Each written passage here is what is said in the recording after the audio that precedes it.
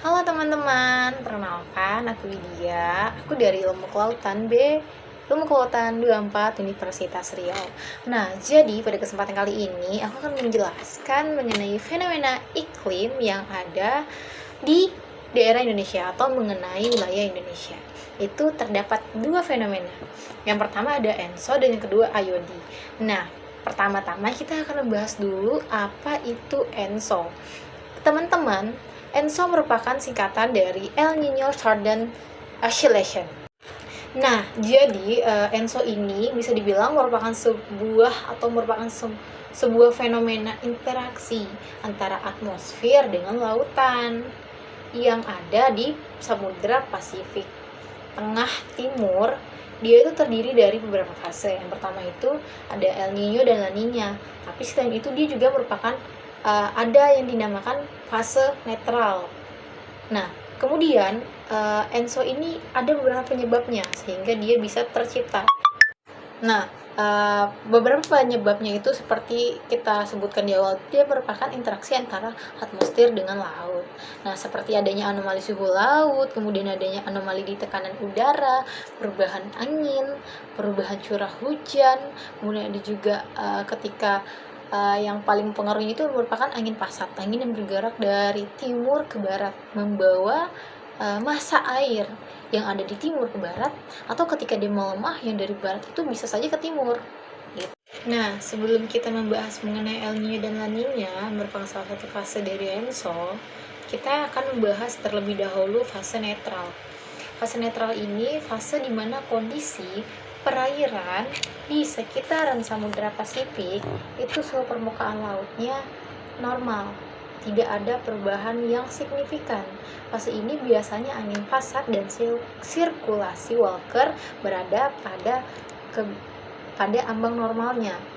Ciri-ciri fase netral itu seperti suhu laut tidak terlalu hangat atau terlalu dingin, angin pasatnya bertiup normal, kemudian konveksi antara atmosfer di wilayah Indonesia itu normal, serta curah hujan cenderung mengikuti pola musim.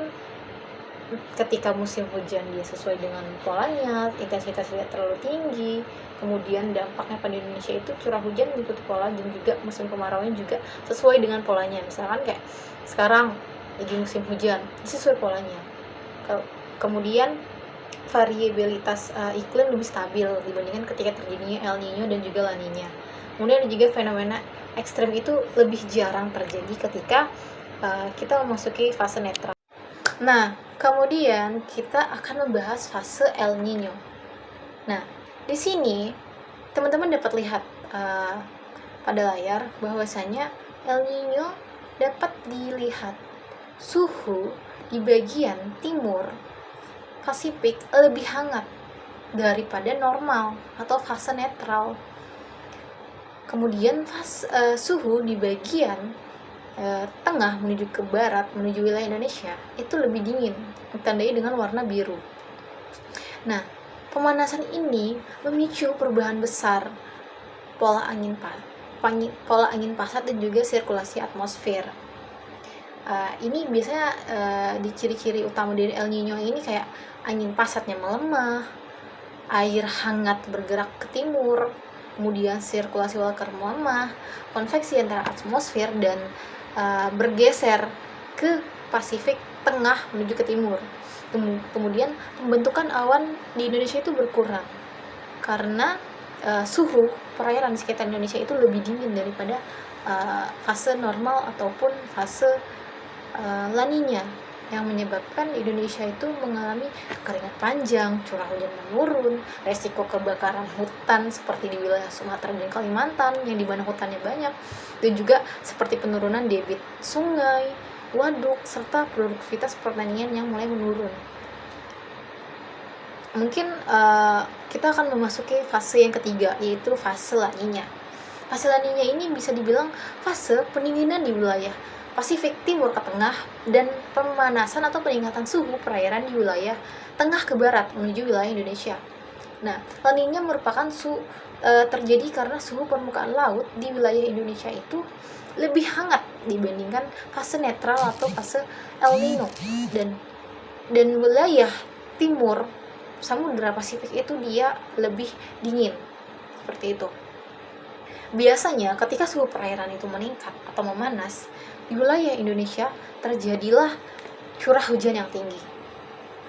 Kemudian seperti pembentukan awan hujan yang meningkat, kemudian juga resiko yang paling banyak itu seperti banjir, tanah longsor, kemudian cuaca lembab, serta potensi badai karena perbedaan suhu perairan dan juga daratan menyebabkan terjadinya badai.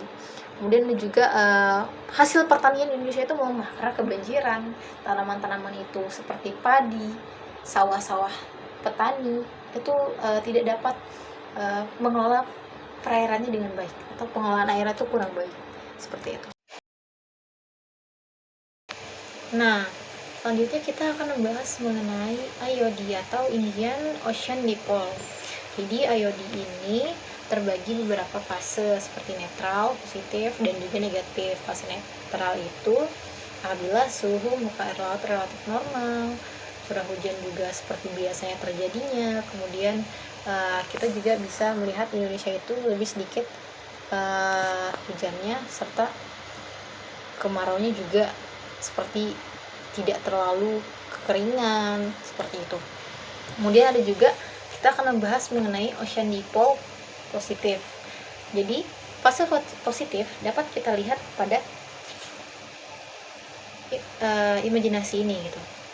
Fase positif di mana suhu permukaan atau suhu air di bagian barat Samudra Hindia itu lebih cenderung hangat dibandingkan biasanya, dan wilayah timur Samudra Hindia lebih dingin, menyebabkan wilayah Indonesia itu lebih sedikit terjadinya hujan atau curah hujannya menurun, menyebabkan kekeringan dan juga kemarau yang lebih panjang, serta menyebabkan risiko kebakaran hutan, seperti itu, dan juga berkurangnya hasil pertanian. Nah, kemudian ketika terjadinya Indian Ocean Dipole fase positif ini, air yang bergerak dari wilayah timur ke barat, air yang dingin ke hangat ini menyebabkan terjadinya beberapa interaksi atmosfer, seperti sirkulasi anginnya melemah gitu, konveksi berkurang, dan juga wilayah Indonesia itu perairannya lebih dingin. Nah, selanjutnya kita akan membahas mengenai IOD fase negatif. Nah, di sini pada gambar teman-teman dapat lihat perbedaan warna perairan di wilayah barat dan timur Samudra Hindia.